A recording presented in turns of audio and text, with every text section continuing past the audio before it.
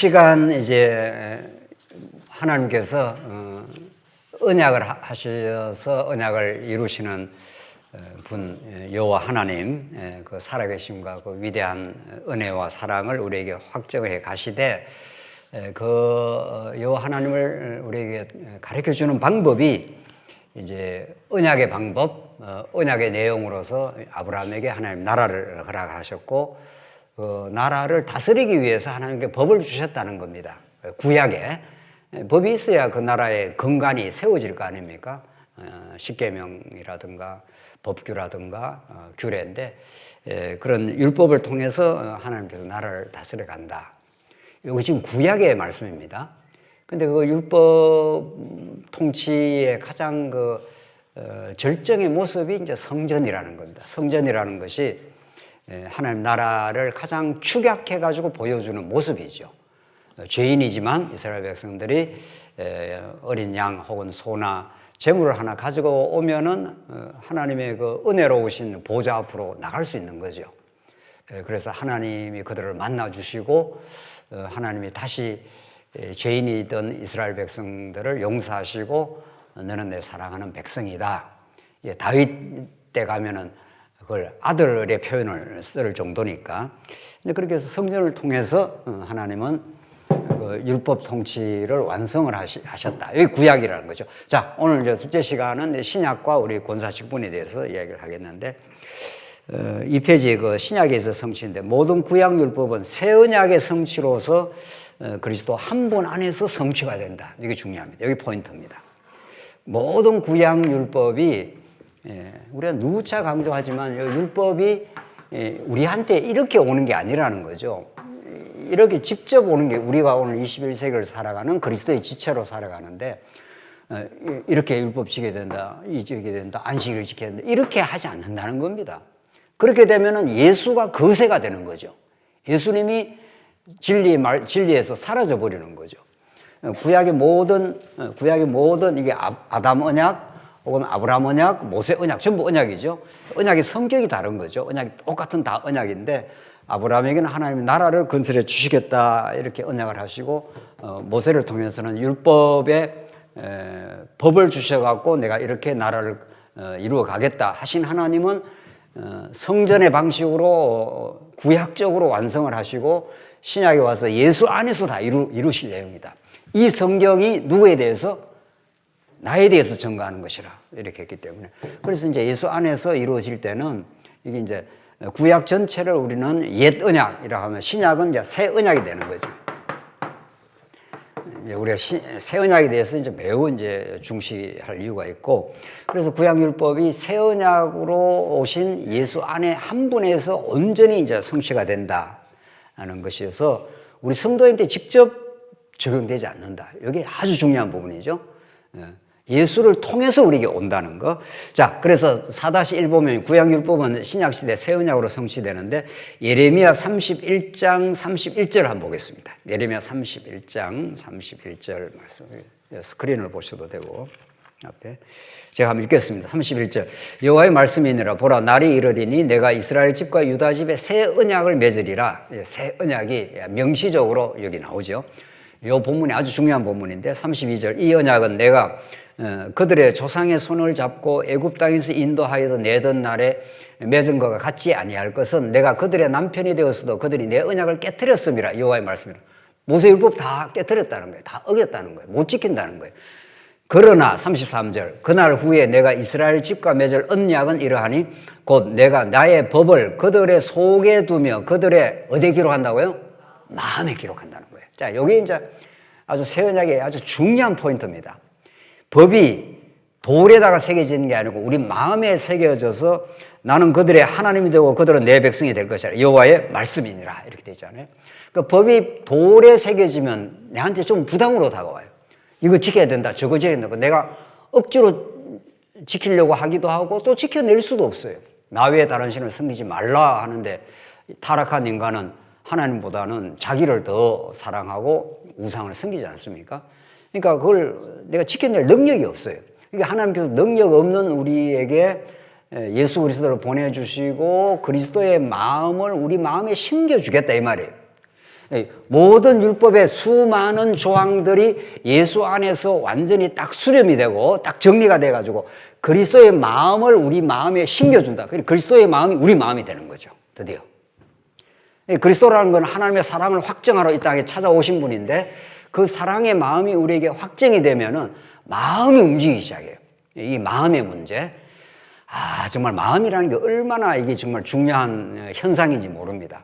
여러분들, 우리의 마음이 힘들면 모든 게 다 힘들어요. 그렇죠?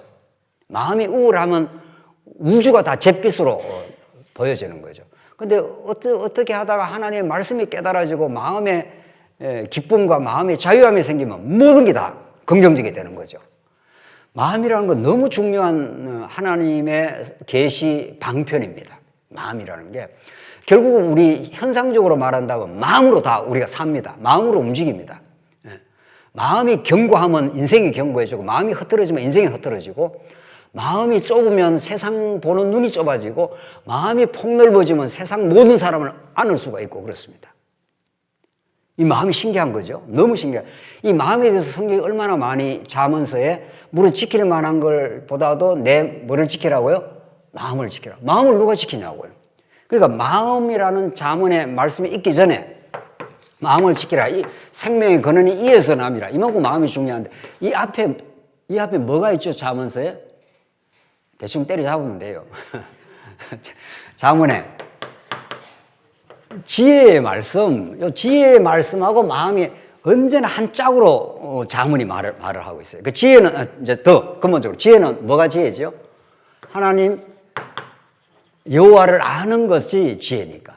그러니까 여호와를 아는 것, 여호와는 예수 그리스도로 드러나니까 예수를 아는 고상한 지식, 예수를 아는 것 혹은 여호와를 아는 것 똑같은 거죠. 여기 지혜. 이 지혜를 알면 마음이 딱 정리가 된다는 겁니다. 그 지혜를 모르면, 자, 지혜로부터 이렇게 우리가 딱 벗어나면 마음이 어디로 방황을 합니다, 드디어. 어디로 가는지 모릅니다, 마음이. 내가 내 마음을 잡을 수가 없어요. 여러분 마음 잡아냅니까? 왜 밤잠을 못 자나요? 마음이 안 잡히니까. 누가 마음을 잡아냅니까? 누가 우리 마음을 안정시키고 평안케 하고 감사하게 하고 든든하게 하고 견고하게 하고 살 이유가 있다. 딱 마음의 확정. 이건 사람이 하는 일이 아니에요. 우리가 마음대로 이렇게 우리가 인생을 내 마음대로 뭔가 할 수 있다 하는 착각을 하고 우리가 살 때가 많은데 가장 안 되는 게 누구 마음이에요? 누구 마음이냐고요? 가장 안 되는 게 가장 뭐 할 것 같은데 자기 마음이지 뭐. 자기 마음을 자기가 컨트롤할 수 있으면 뭔 세상에 복잡한 일이 있겠어. 뭐 복잡한 일이 생겨도 뭐 복잡한 일을 통해서 뭔가 뜻이 있겠지. 이렇게 마음을 딱 정리를 해버리면 정리가 되는 거죠. 그만큼 이 마음이라는 게 신묘막측한 하나님의 계시의 방편이고 그 마음을 움직이는 힘이 잠언의 말씀에 따르면 물을 지킬 만한보다 내 마음을 지키라. 여기서 생명의 근원이 있어야 남이라. 이 그만큼 중요하다 이 말인데 이 말만 하는 게 이 말만 하면 마치 우리가 불교처럼 마음을 지키라, 마음을 비워라 이런 것처럼 들리잖아요. 전혀 잠언은 그 말씀이 아니라 하나님이 어떤 분이라는 걸 우리에게 가르쳐 주신다. 그분은 한번 언약하면 언약을 꼭 지키는 분이다. 하나님이 언약을 지키기 위해서 능력 많은 분이다. 하나님은 범죄한 이스라엘 백성 끝까지 사랑하신다. 이런 분이에요. 여호와 하나님이. 그런 하나님에 대해서 알게 되면 지혜가 생기고 지혜가 우리 마음을 감싸기 시작을 해요. 마음이 뭔가 감싸져야 돼. 뭔가가 영양분이 공급이 돼야 마음이 정리가 된다니까요. 그래서 말씀 듣는 게 결정적인 거예요.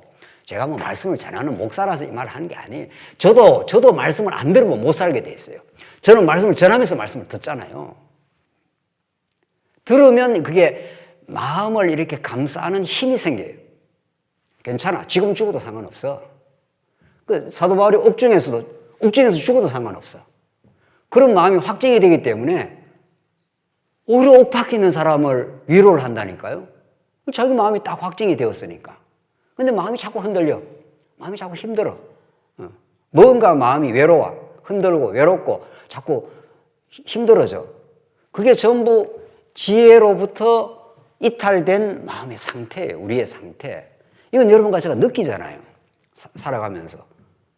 그래서 하나님은 언약 백성으로 하여금 하나님의 사랑을 확정하고 깨닫게 하는 길은 말씀 앞으로 자꾸 인도하는 길입니다. 하나님이 우리를 사랑한다는, 너무도 사랑한다는 뭐 더 이상 보여줄 수 없는 증거예요. 뭐 여러 가지도 하나님의 사랑을 표현을 하시겠지만은 가장 우리의 영혼을 사랑하는 확정은 우리 모든 성도, 어떤 성도든지 삶의 고난을 겪고 어려움을 겪고 정말 그 힘든 일을 겪고 나서도 말씀 앞으로 그 영혼을 인도하기만 한다면은 말씀이 주는 그 위대한 선물이 있습니다. 그게 마음의 평안이라고 하고 마음의 안정이라고 하는 그런 선물을 주십니다. 하나님께서. 살아야 이유가 있다. 죽을 이유도 있다. 내가 이 땅에 살아가는 것이 주님을 더 깊이 아는 것이다. 그 뜻을 깊이 깨달아가는 것이다. 이렇게 되기 때문에 상황은 상관없습니다. 상황이 내게 좀 유리하든지 좀 불리하든지 그 모든 것들이 하나님을 더 하나님답게 아는 길이라.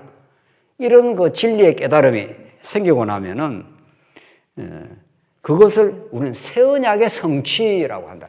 돌에 새겨진 법이 아니라 마음에다가 하나님께서 딱 마음판에다가 하나님의 뜻을 새겨주신다는 거예요. 나는 너를 사랑한다. 나는 사랑하되 끝까지 너를 사랑한다.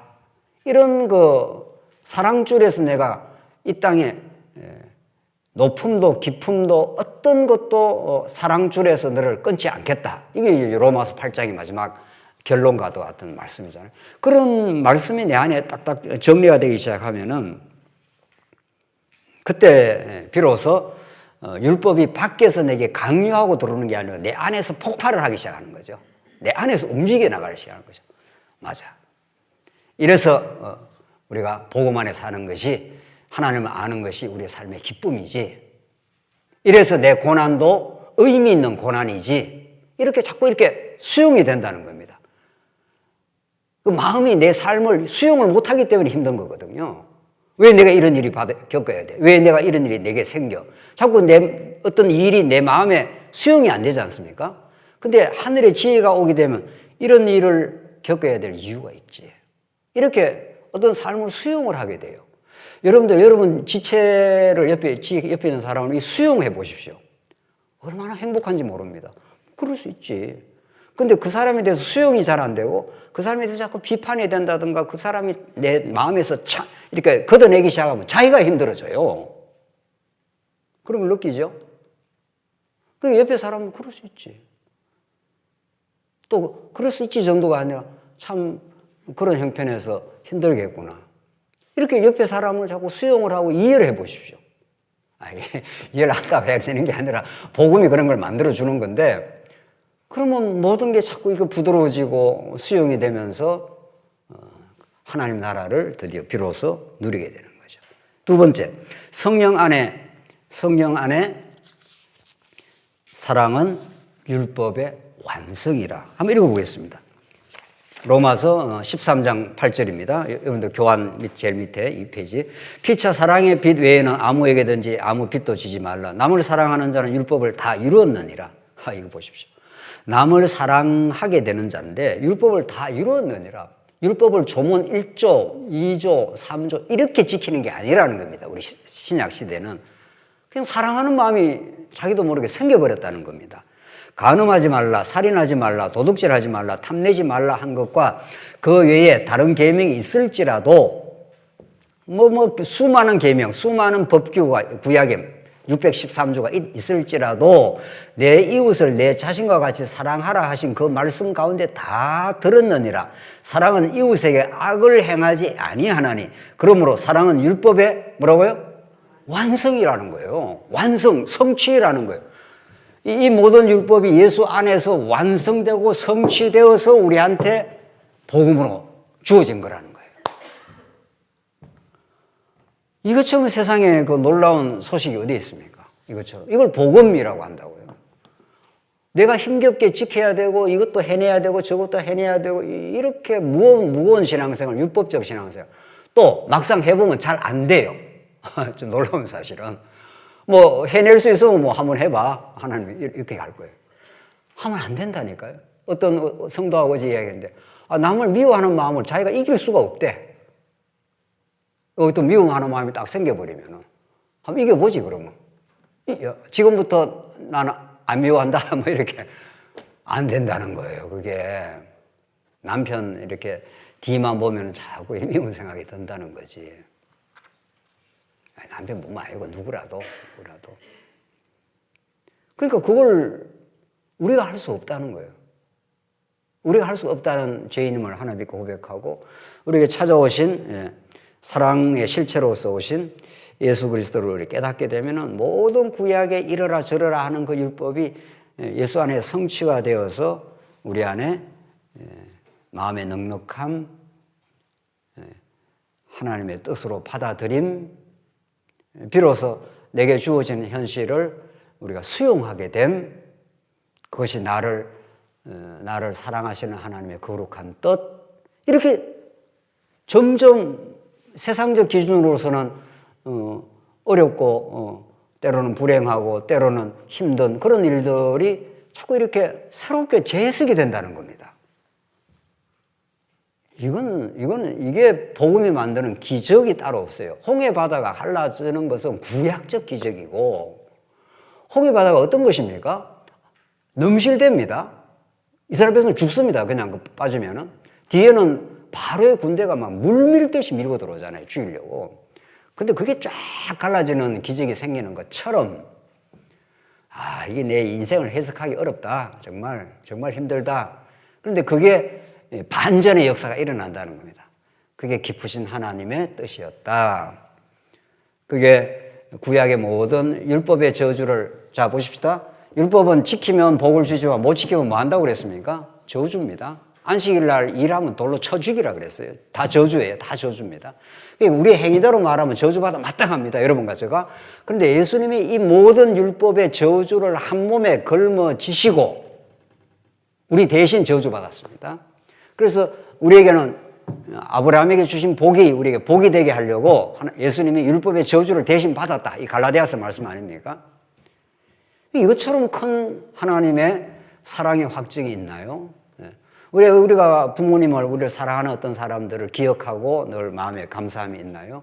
그가 날 위해서 어떤 고난과 애씀과 고통을 치렀기 때문에 우리에게 복이 됐다. 이게 있죠. 그러니까 그분을 생각하면 우리가 마음에 감사가 있는 거죠. 그거는 인간적인 하나의 과정, 표현일 뿐이고, 영원하신 하나님이 이 천지를 만드신 그분이 그의 아들 예수 그리스도를 십자가에 못 박아서 우리에게 그 큰 사랑을 확증했기 때문에 그거는 뭐 한도 끝도 없는 깨달음의 세계로 우리를 인도하는 원동력이 되죠. 그래서 나 같은 죄인을, 우리 같은 못난 인생을 하나님께서 죄 없다 해주시고, 어제도 그런 이야기가 나눴네요. 신랑과 신부가 자기가 잘났으면 감사가 없어요. 왜 신랑이 나한테 이거밖에 안 해주냐 이러죠. 자기가 형편없는 존재라고 생각하면 너무도 감사가 넘치죠. 우리는 예수 그리스도 앞에서 창녀 고멜 같은 현장에서 간음하여 돌에 맞아 죽어도 마땅한 인생을 예수님이 찾아와 주시고 너희를 정죄하려고 했던 존재가 다 어디 갔느냐, 다 떠났나이다. 내가 너를 이제 붙들어주고 용서하니 다시는 죄를 짓지 말라. 그게 현장에서 간음하다 잡혀온 여인이 우리의 모습이에요. 우리는 끊임없이 주님을 사랑하기보다도 세상을 사랑하고 세상을 짝하고 언제나 그렇게 사는데도 예수님은 우리를 돌 맞아 주고 마땅한 인생을 또 찾아와 주시고 베드로가 3번 부인했지 않습니까? 그러면 그 행위대로 말하면 이게 사람이 어려울 때 배신하면 더 힘듭니다.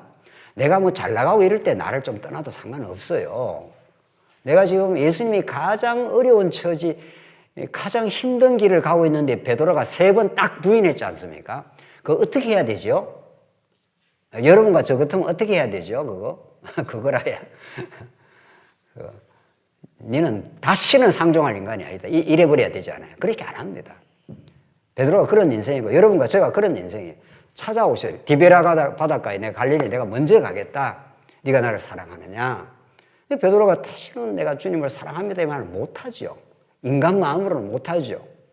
주님이 아시지 않습니까? 주님이 아시지 않습니까? 내가 이렇게 주님 앞에서 내가 이제 주님을 사랑한다고 할 수가 없습니다. 그래서 예수님이 용서해 주시고 성령을 보내주시고 이루어내시는 거죠. 자, 마지막 오늘 결론. 권사 직분의 복됨과 관련해서. 자, 지금까지 우리 말씀 나눈 복음이라는 게 얼마나 위대한 하나님의 살아계신과 그 사랑의 선물인가 하면은 권사를 포함한 교회의 모든 직분은 하나님의 은혜의 선물입니다. 그 직분은 명예직도 권력직도 아닙니다.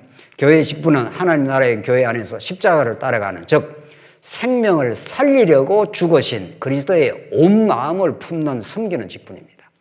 자, 십자가라는 게 자꾸 죽는다가 그게 다가 아니에요. 살리려고 죽이는 겁니다. 우리를 풍요한 은혜의 세계에 살게 하시려고 그분이 고난을 받으신 거죠. 부모가 고난을 많이 받아서 아이를 살리려고 고난을 받는 거 아니겠어요? 아이를 어떻게 하든지 좀 먹이고 입히고 잘 좀 키우려고 부모가 고생길을 마다하지 않는 것처럼 예수 그리스도가 그렇게 하신 거죠. 자, 그 마음을 가지게 되면은 에베소 4장 11절입니다. 어떤 마음이 생기느냐? 그가 어떤 사람은 사도로, 어떤 사람은 선지자로, 어떤 사람은 복음 전환자로, 어떤 사람은 목사와 교사로 삼으셨으니, 또 권사로 삼으셨으니, 이 교회의 모든 직분을 삼는 그 목적과 이유를 설명하는데, 이는 성도를 어떻게 한다고요? 온전하게 하여 봉사의 일을 하게 하며 그리스도의 몸을 세우려 하심이라. 자, 우리 모든 교회 직분은 흔들거리고 죄 가운데 종노릇하고 비틀거리는 영혼들을 세워주려는 거예요. 사랑은 다른 사람을 세워주는 일이에요. 사랑의 반대는 다른 사람을 쓰러뜨리거나 그 사람을 이용해서 나를 세우려고 하는 거겠죠. 그러니까 진짜 사랑은 예수 그리스도가 하나님과 동등된 분이죠. 그러나 그가 그 자리를 비우고 이 땅에 찾아오셔서 죄악의 노예 가운데 살아가는 쓰러져 있는 우리를 다시 세우려고 한 것처럼 우리를 교회 직분자로 세우는 것은, 권사로 세우는 것은 성도를 온전하게 하여 봉사의 일을 하며, 성도들도 복음을 깨닫고 우리 사랑하는 권사님들이 지지를 받고 격려를 받으면 힘든 성도들이 힘을 낸다는 거예요.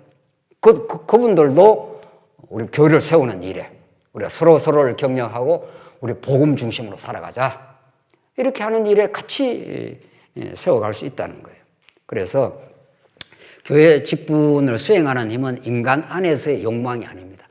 모든 자본주의는 너가 욕망대로 살아라 이런 거예요. 그 욕망이 너를 이끌어가는 원동력이 된다.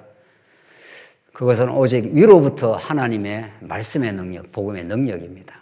사도행전 1장 8절이 그걸 너무 잘 가르쳐 주죠. 오직 성령이 너에게 임하시면 너희가 권능을 받고, 이게 중요합니다. 이 말은 빼고 자꾸 땅끝까지 이르러 정인이 되라고 자꾸 강조를 하니 으쌰으쌰 해가지고 좀 힘을 내다가도 조금만 가면 힘이 떨어져. 조금만 가면. 그러나 오직 성령이 너에게 임하시면 너희가 권능을 받고 해서 하나님으로부터 두나미스, 이 다이너마이트의 원형입니다. 이게 원형이라고요. 다이너마이트가 폭발하듯이 하나님으로부터 그 권능을 받고 능력을 받고 하나님의 살아계심이 분명하고 우리를 이 땅에 살게 하는 이유가 분명하고 우리 다른 지체를 섬기고 다른 지체의 무거운 짐을 들어주는 것이 우리 삶의 가치다. 그게 십자가의 길이고 영혼을 살리는 길이다. 이렇게 성령으로부터 권능을 받기 시작하면, 다시 말해서 성령은 말씀과 더불어 역사하는 거니까 말씀을 통해서 드러난 하나님의 위대한 통치와 그 사랑, 그걸 자꾸 받게 되면은 우리가 자꾸 이제 힘이 솟구치는 거죠. 그래서 베드로전서 5장 2절에 이게 교회 장로에게 주시는 말씀인데 교회 모든 직분자에게 다 적용이 됩니다. 이거 한번 읽고 결론을 짓겠습니다. 너희 중에 있는 하나님의 양무리를 치되 억지로 하지 말고, 이게 율법 신앙입니다. 그렇죠? 율법에서 이렇게 하라 했기 때문에, 권사는 이래 해야 된다 하는 어떤 명령이 있기 때문에 하게 되면 억지로 되는 거죠. 오래 가겠습니까, 그게? 두 번째, 하나님의 뜻을 따라 자원함으로 하며, 내 마음에서, 우리가 새 언약이라는 게 법이 진리가 마음에 새겨졌다 그러지 않습니까? 하나님의 사랑하심이 분명하고 나를 이 땅에 태어나게 한 이유가 하나님을 배우는 것이고 그게 가치가 있고 내게 이루어지는 모든 일이 합력해서 내게 유익이 된다. 이런 그 뜻이 딱 정리가 되면은 마음에 깨달아지면 자원이 생겨요. 이래야 되겠지. 이렇게 하고 싶다. 이런 마음이 자꾸 생겨난다는 겁니다. 그래서 움직이기 시작한다는 겁니다.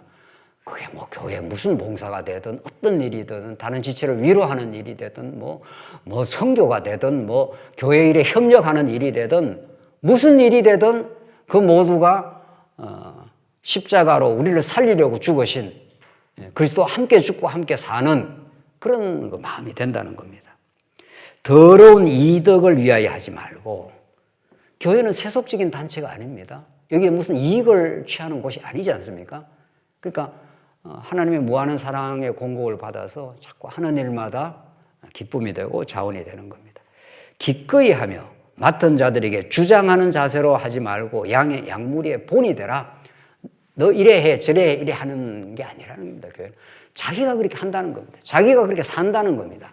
자기가 성령의 감동을 따라서 어디가 우리 교회의 빈 구석인가, 어디가 아직도 힘들어하고 어려운 성도들이 남몰래 힘들고 고통을 치르고 있는가, 그런 눈물 어린 고통받는 성도들이 자꾸 눈에 밟힌다는 겁니다. 그걸 포착하는 영적인 능력이 생긴다는 겁니다. 좀 교회 생활을 건전하게 잘하고 씩씩하게 사는 사람은 놔두면 돼요. 그 사람은 그냥 그렇게 안 돌봐도 잘 움직여요. 그런 사람들은 또 하나님의 은혜를 받았고 그 사람도 누군가로부터 위로를 받았겠지요. 우리 권사님들의 늘 살피는 그 성도들의 마음은 아직도 힘들어하고 말씀을 깊이 잘 몰라서 비틀거리고 이런 사람들이 자꾸 눈에 포착이 되고 그 사람들 곁에 가지고 그 사람들 곁에서 위로하고 힘이 되어서 스스로 또 우리 권사님들이 기쁨으로 말씀 듣는 일을 하면 언제나 앞장서고 또 어디 봉사하는 일이 있다면은 기꺼이 하고 그러면 그걸 보고 다 따라옵니다. 우리 자녀들은 부모의 뒷모습을 보고 배운다고 그러지 않습니까? 이래라 저래라 한다고 자녀가 따르는 게 아니고 부모들이 그렇게 기쁨으로 살아가면 자녀들은 그걸 보고 한다는 거죠. 이거는 뭐 만고불변의 진리예요. 오늘 성경 말씀이 주장하는 자세로 하지 말고 양무리의 본이 되라.